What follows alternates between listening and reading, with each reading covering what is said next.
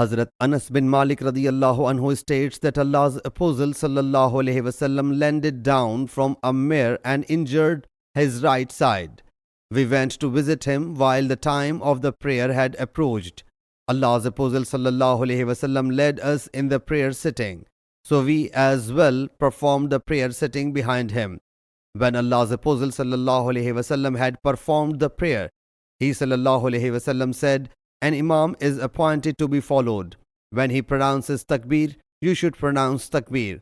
When the imam prostrates himself, you should also perform yourselves. And when he raises his head from the prostration, you should also raise your head.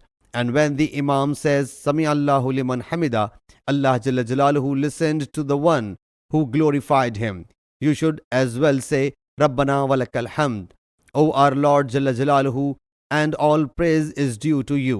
And when he performs the prayer sitting, you should as well perform the prayer sitting."